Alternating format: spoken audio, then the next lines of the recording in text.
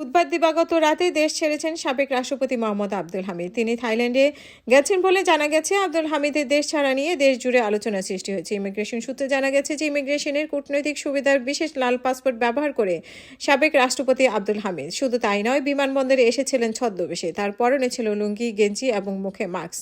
রাষ্ট্রপতি থাকার সময় 2020 সালের 21শে জানুয়ারি তার নামে 10 বছর মেয়াদী এই পাসপোর্ট ইস্যু করা হয়। 2030 সালের 1 জানুয়ারি পর্যন্ত এই মেয়াদ রয়েছে। শেখ হাসিনা সহ তার সরকারি মন্ত্রী এমপিদের লাল পাসপোর্ট ইতিমধ্যে বাতিল হলেও আব্দুল হামিদের পাসপোর্ট বাতিল হয়নি।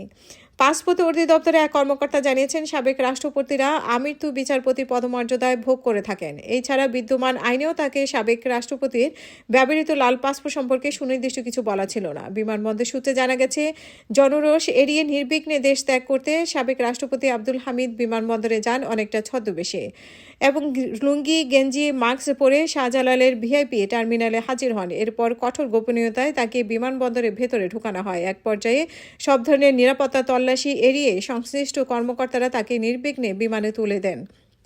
সূত্র জানায়, আব্দুল হামিদের সুবিধার জন্য তাকে বহনকারী থাই এয়ারওয়েজ বিমানটি ভিআইপি টার্মিনালের কাছাকাছি আনা হয়। এরপর বিমানটি ছাড়ার ঠিক আগ মুহূর্তে বিশেষ গাড়িতে করে তাকে নিয়ে যাওয়া হয় বিমানবন্দরের 12 নম্বর আউট বে এলাকায়।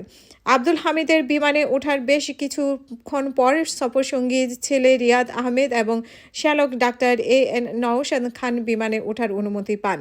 পুলিশের বিশেষ শাখা কর্মকর্তা বলেছেন, তার দেশ থেকে আদালতের নিষেধাজ্ঞা কিংবা কোনো বাহিনীর আপত্তি ছিল না। নিষেধাজ্ঞা না থাকায় তাকে দেশ থেকে বাধা দেওয়া হয়নি।